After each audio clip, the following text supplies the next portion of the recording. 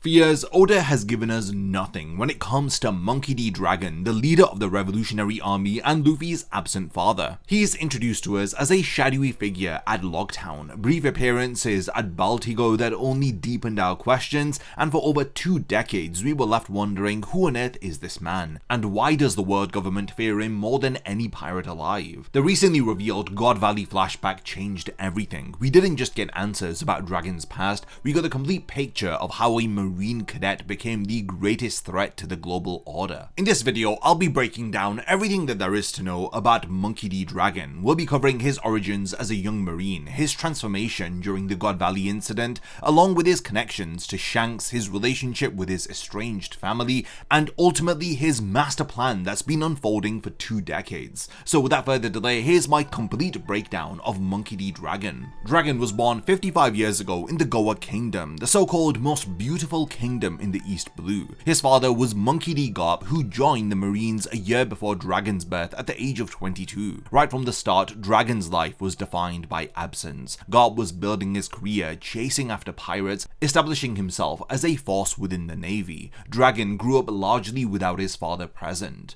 The Goa Kingdom itself shaped Dragon more than Garp ever could during those early years. This is something people overlook when analyzing Dragon. The Goa Kingdom isn't just any East Blue nation. There are strong indications that it was one of the original 20 kingdoms that founded the world government 800 years ago. The architecture mirrors that of Dressrosa and Arabasta. A celestial dragon, Saint Jalmark, personally visits the island. The nobility there operates with the same casual cruelty that we see in Merijo. Dragon witnessed this firsthand as a child. The rigid class system, the way the aristocracy treated the common people like disposable garbage, the burning contempt the upper echelon held for anyone below their station. He hoped things would change as he grew older, but they never did. That disappointment would build up in him for years before it finally erupted. Throughout Dragon's childhood, Garp would return periodically, pushing the same dream onto Dragon that he'd later push on Ace and Luffy, which was to become a great Marine. And unlike his grandson decades later, Dragon actually listened. At 17 years old, he enlisted in the Navy, following directly in his father's footsteps. This was during Garp's prime years at the age of 39, when the Vice Admiral had already cemented his legendary status and marked Roxy Zebek as his greatest challenger. Dragon joined the Marines, believing in justice, that working hard within the system could change things for the better, but that belief wouldn't survive his first major assignment. 1 year after he enlisted into the Marines, at the age of 18, Dragon was stationed aboard his father's ship as it sailed towards God Valley. The official briefing called it a training exercise, but the reality was something much more sinister. God Valley was hosting the native hunting competition, a sick game where celestial dragons hunted human beings for sport. The island's population had been rounded up and marked as rabbits. There were approximately 100,000 civilians designated as regular targets, 150 were rare rabbits, and 13 were classified as super rare rabbits. These super rare rabbits included members of the Davy family, individuals that were deemed particularly dangerous to the world nobles, and a young buccaneer named Bartholomew Kuma. Dragon's job was to help prepare the hunting grounds, to capture civilians using tranquilizer rounds, to participate in what was essentially the setup for mass murder disguised as entertainment. He tried to rationalize all of it. He told himself the tranquilized victims would be fine, but as he moved through the island, he kept stumbling across bodies, innocent people slaughtered by nobles playing God. The same prejudice and classism that he'd witnessed within the Goa Kingdom was magnified to an apocalyptic scale here. These Celestials hunted humans because they were bored, because they could, and to them regular people weren't even humans anyway. What crime had God Valley committed? Well, it's because of its name. The Celestial Dragons found it blasphemous that some random island dared to invoke the word God. That was literally the justification for their genocide. Then Dragon found her, a dying woman stabbed and left to bleed out. She was cradling 2 infants. She was the mother of Figaland Garling's children. With her dying breath, she begged Dragon to save her sons. These are the twins Shanks and Shamrock. Dragon ran as he grabbed the babies and fled through the chaos of pirates storming the island. The Rocks pirates had come from the south, the Roger pirates from the north, and suddenly God Valley transformed from a hunting ground to a total battlefield. Dragon saw his chance to escape with the children during the confusion, and he almost made it. Satchels, one of the God Knights, tracked him down. She was under orders to retrieve Garling's heirs. Her attack seriously wounded Dragon, and she scooped up Shamrock before moving in to finish him off. It was thanks to an unintentional intervention by Whitebeard, whose attack sliced through the surrounding forest, that saved Dragon's life. The shockwave separated Satchel's Maffei from her target, though she escaped with one of the twins. Dragon kept running with baby Shanks in his arms, apologizing to the infant for failing to protect his brother. Then John's magnetic powers swept through the battlefield, ripping Dragon's rifle into the air and separating him from Shanks entirely. When the chaos subdued, Dragon had lost both children. Shanks would later be found by the Roger pirates in a treasure chest, beginning his journey towards becoming an emperor. Dragon didn't know this, he only knew that he had failed. But he refused to leave empty-handed. Dragon boarded a marine ship with a group of survivors from the hunting competition. When his superiors tried to stop him, he threatened their lives. He told them that he was rescuing these people, and anyone who disagreed would face him personally. A teenage cadet covered in wounds, pointing a weapon at his commanding officer and daring them to make a move. This is who Dragon was at such a young age. When Dragon returned to Marineford, he was immediately arrested for insubordination, threatening superior officers, unauthorized rescue operations, defying direct orders. He was thrown in a cell to await punishment.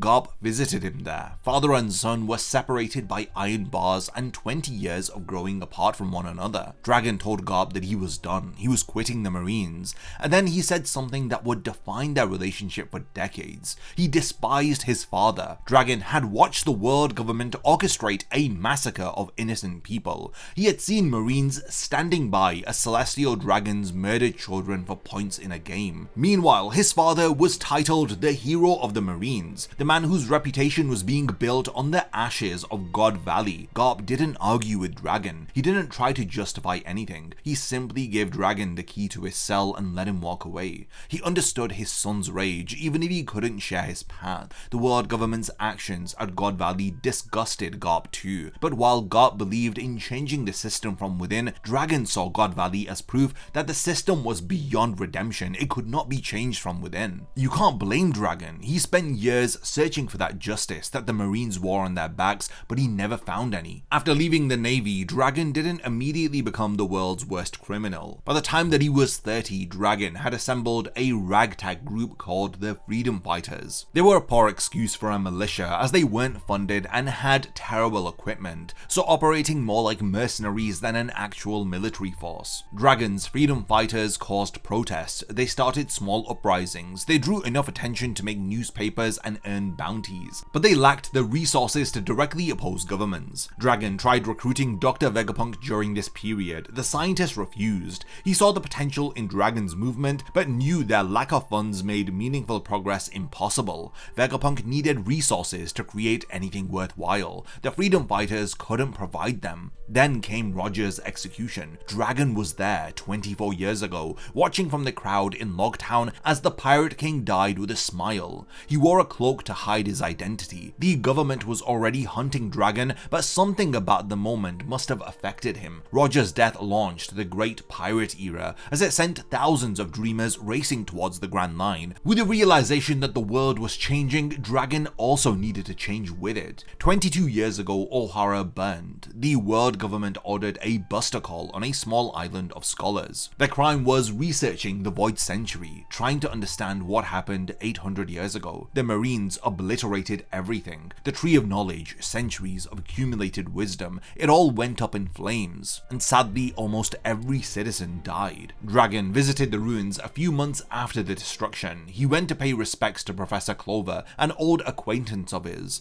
someone who had dared to ask questions in a world where asking questions was punishable. Vegapunk was there too, mourning the same tragedy. Standing in the ashes of Ohara, Dragon finally made his decision. The freedom fighters weren't enough. Protests and small-scale resistance would never prevent another Ohara. The government had proven that they would annihilate anyone who challenged their secrets. They would burn islands, rewrite history, and murder innocents to maintain control. Dragon told Vegapunk that he was done hating war and avoiding direct confrontation, as he states that he would be building an army capable of fighting back, a force that could actually challenge the world government's military might and protect people from the kind of atrocity that had just erased Ohara from the map. This is when Dragon got his tattoo. The revolutionary symbol that he'd worn as patches during the freedom fighter days was now permanently etched into his face. It's a mark of his commitment, a declaration that he was no longer playing at rebellion. That same year, Dragon and Ivankov attacked the Sabo kingdom to depose King Bekori. The tyrant had split his nation in two, sacrificing the poor half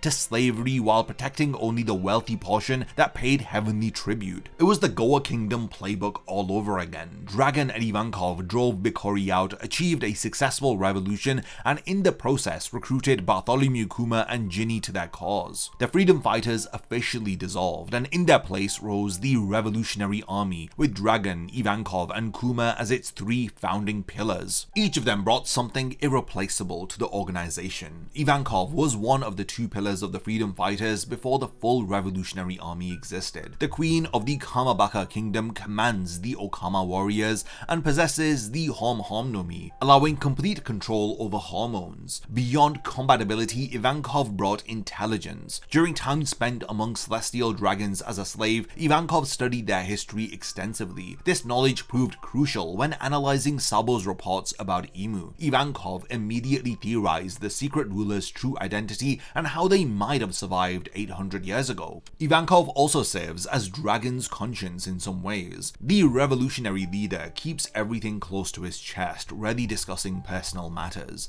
Ivankov pushes back against that secrecy, asking about Dragon's family, questioning his decisions, demanding more transparency. That dynamic creates necessary tension within the leadership structure. Kuma's role was perhaps even more significant. The former king of the Sabo kingdom understood oppression from both sides. He'd lived as a slave, then as a revolutionary fighting against the system that enslaved him, and eventually he sacrificed his own mind and body to protect people that he cared about. Kuma was the only member of the Revolutionary Army who knew about Dragon's connection to Luffy before Marineford. Dragon trusted him with that secret because Kuma understood what it meant to be a parent in a dangerous world. Ginny joined alongside Kuma and eventually became commander of the East Army. Her capture and enslavement by a world noble 14 years ago devastated the organization. Dragon couldn't risk a rescue mission against Mary Jo at the time. The Revolutionary Army wasn't strong enough. He had to watch his friend suffer and die, knowing that moving too early would doom everything that they'd built. That restraint defines Dragon's leadership. He plays the long game even when it hurts him, even when friends are captured and enslaved. So every decision weighs against the ultimate goal of dismantling the world government entirely. Dragon's approach to revolution sets him apart from every other force in the series. He doesn't conquer nations or impose his will on populations. He instead liberates people and lets them decide their own future. Ivankov explains that revolutionaries only assist people who help themselves. Miracles come to the determined, not those who depend entirely on others. When nations call for help, the Revolutionary Army first assesses whether if the people are willing to fight for their own freedom. Dragon once said that the Goa kingdom represents a miniature blueprint for the world's future. Unwanted things are discarded, inconvenient people are erased. The world government operates on this principle globally, and Dragon's mission is to shatter this system entirely. But he does recognize the difference between corrupt rulers and benevolent ones. When Sabo was accused of killing King Cobra of Alabasta, Dragon's response was immediate. If Sabo truly killed Cobra, Dragon wouldn't forgive him. Cobra was a fair ruler who genuinely cared for his people. The Revolutionary Army has no interest in toppling kings like Cobra. Their enemy is tyranny itself.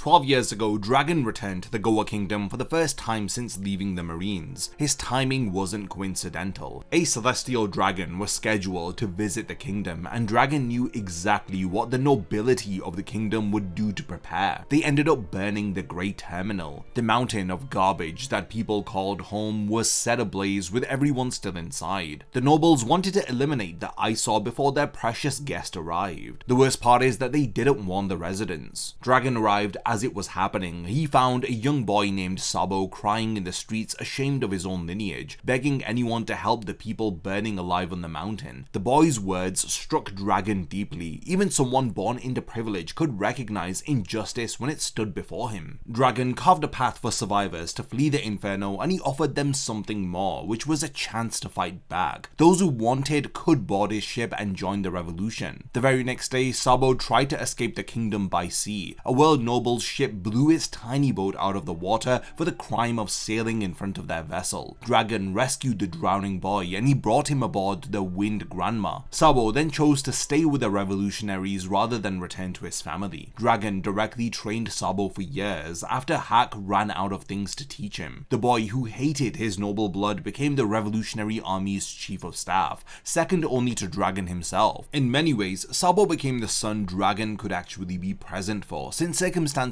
prevented him from being there for Luffy. 19 years ago, Dragon became a father. Luffy was born to Dragon and an unknown woman whose identity is still one of One Piece's biggest mysteries. Some fans speculate she had connections to the Celestial Dragons. Others believe that she might have been a previous empress of Amazon Lily. Oda has kept her completely hidden though. What we know is that Dragon left Luffy with Garp almost immediately. While this does seem cruel, you have to consider Dragon's situation. He was already the world's worst criminal, building an army to overthrow the world government. Anyone connected to him would become a target. Staying with Luffy would have painted a bullseye on the child's back before he could walk. According to Kuma, Dragon would occasionally visit the East Blue to watch over Luffy from a distance. Ivankov also noticed that Dragon constantly stared towards the East Blue from their base, clearly thinking about someone who was there. When Ivankov asked if Dragon had family, Dragon shut down the conversation immediately. He kept Luffy's existence secret even from his closest comrades. Dragon's first intervention in Luffy's life came at Loguetown, shortly after Luffy received his first bounty. Dragon told Sabo he was going to the island. When Sabo asked why, Dragon inquired about who controlled the territory,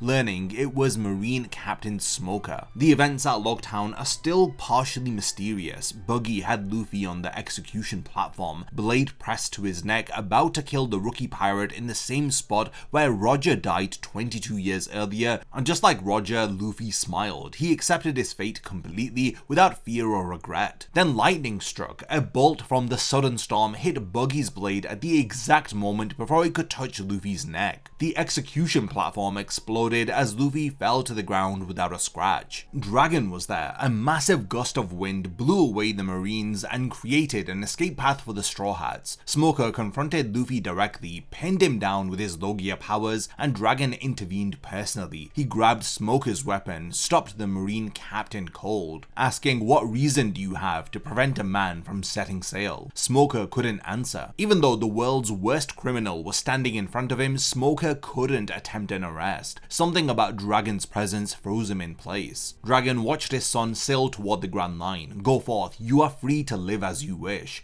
That was his blessing spoken to the wind. The entire incident made Smoker abandon his post to pursue Luffy. A Marine captain leaving his assigned territory to chase a single rookie pirate was almost unheard of, but Smoker understood something that night. Luffy wasn't an ordinary pirate. The world's worst criminal had personally intervened to save him. 2 years before the current story, Nico Robin landed at Tequila Wolf after being separated from the Straw Hats by Kuma. The Revolutionary Army rescued her and brought her to Dragon. Robin represented something special to him. She was the sole survivor of Ohara, the living embodiment of his friend Clover's legacy. She had inherited the will of the archaeologist who died seeking the truth. The Revolutionary Army started calling her the Light of the Revolution. Dragon spent 2 years with Robin at Baltigo. During that time, she must have told him everything about Luffy, his adventures, his crew, and his dreams. The way he saved her at Enies Lobby by declaring war on the world government. So at this point, Dragon finally learned about his son through someone who genuinely knew him. Robin also confirmed the existence of the ancient weapons to Dragon, establishing a level of trust between them that extends beyond their shared opposition to the government. Dragon's plan was set in motion after the events of Marineford. The conflict between Whitebeard and the Marines left the Navy devastated. The Pacifista program was exposed, and most importantly, the World Military Draft was initiated. The draft conscripted soldiers from all world government affiliated nations in order to rebuild the marine forces. Kingdoms that had maintained their own armies suddenly lost most of their defensive capabilities. Dragon recognized the opportunity immediately, but he couldn't act right away. Even weakened kingdoms could request marine support if attacked. He needed to wait for a moment when marine forces would be absolutely unavailable. The Reverie, a meeting between world leaders that occurs every 4 years in Merijo. During the Reverie, the bulk of marine forces focus on protecting the Holy Land. They can't spare resources to assist distant kingdoms. Dragon then spent 2 years preparing. His agents infiltrated vulnerable nations, planting seeds of revolution among oppressed populations. They didn't directly cause uprisings, but they inspired them, as they gave people hope, convincing them that if they stood up, they wouldn't stand alone. When the Reverie occurred, Dragon executed his plan. Sabo, Karasu, Lindbergh, and Morley infiltrated Merijo with 3 objectives. The first is to destroy the symbol of the Celestial Dragons and declare war. Second is to free as many slaves as possible and rescue Kuma. Third is to destroy the nobles' food supply in order to starve them out. News of the Revolutionary Army attacking Merijo spread through Morgan's news network almost instantly. Every nation where Dragon's agents had planted revolutionary seeds received the same signal at the same time,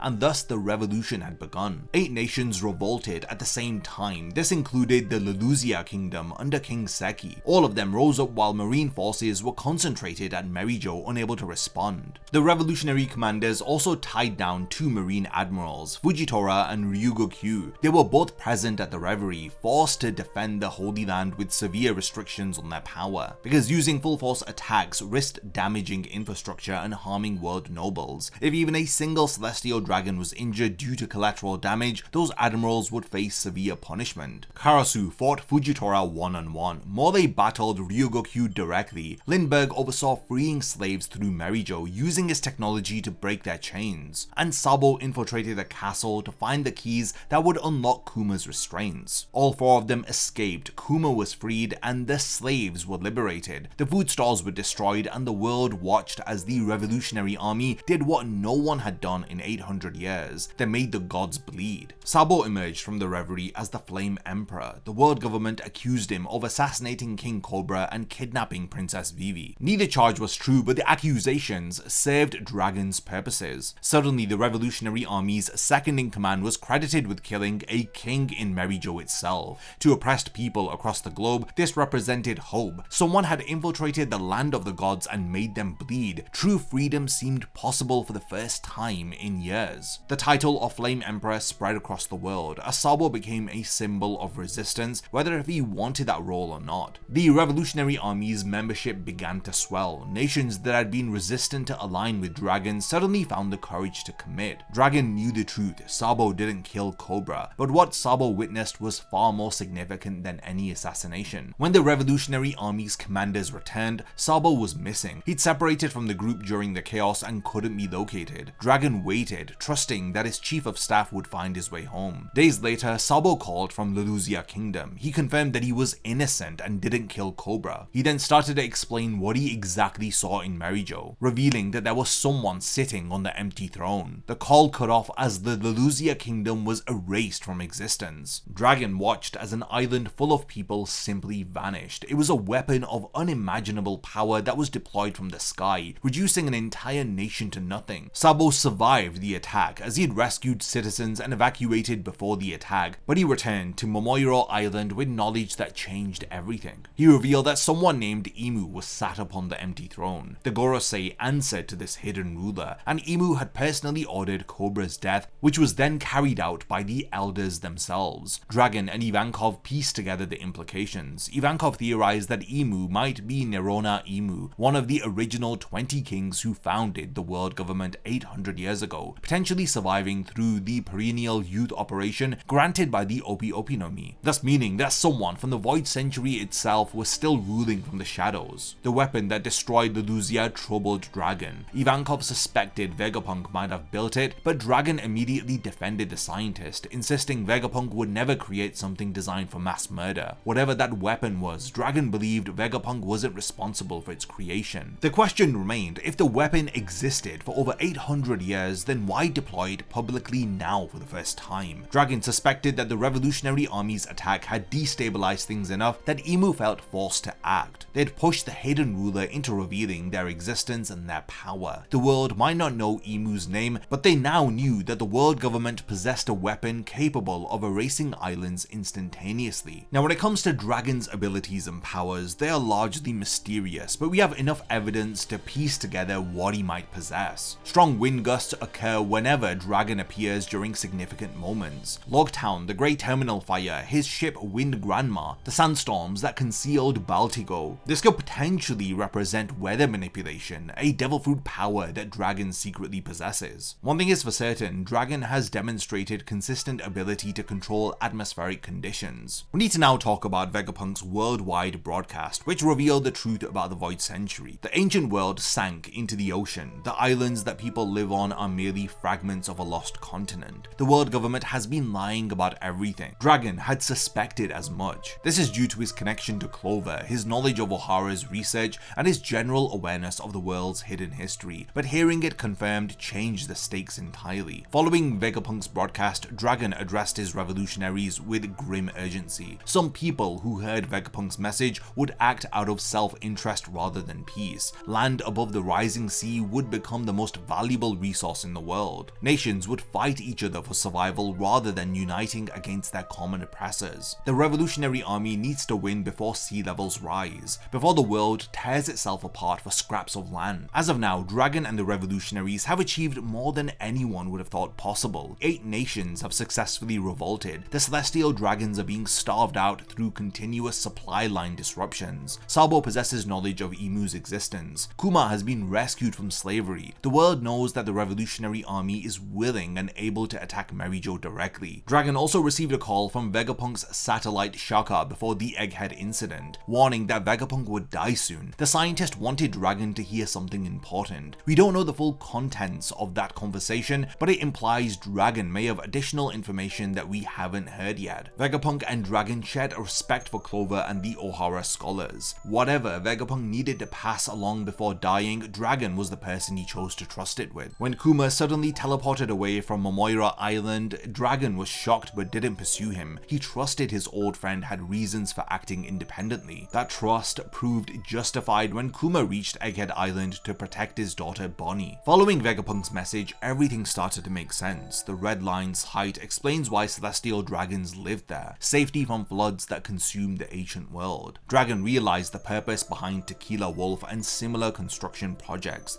The world nobles were building bridges and structures to ensure their survival as sea levels continued rising. Slaves had been constructing their masters' escape routes for 700 years. Dragon also anticipates direct confrontation with the God Knights. Dragon warned his commanders that once the Knights mobilize, the Revolutionary Army faces its greatest test. The Revolutionary Army spent over 20 years building towards this moment. Some people are wondering if Garp fought the ex-Admiral Kuzan on Hachinozu and Luffy fought Admiral Kizaru on Egghead, then it could hint at Dragon eventually facing off against Akainu, the Fleet Admiral, which would be absolutely insane. Dragon and Akainu are the same age, and they served in the Marines together. They witnessed the same atrocities and injustices, but they chose completely opposite paths. Honestly, their confrontation feels inevitable, and it's something that I'm really looking forward to seeing with Dragon's character. But yeah, that's everything that we know about Monkey D. Dragon so far, the man who gave up everything to fight for people who have nothing. If there's anything that I've forgotten to mention, or if there are any other theories about his character, then let me know by continuing the discussion in the comments. Lastly, thanks for making it to the end of this one, and I look forward to seeing you in my next One Piece video. A massive thank you goes out to all of my amazing Patreon supporters for helping to make this video possible. If you also want to support the channel and see your name in the end of my videos, then check out my Patreon, which has loads of perks like early video access and so much more. Thank you for sticking around till the end of the video, and whatever you contribute will mean a lot to me.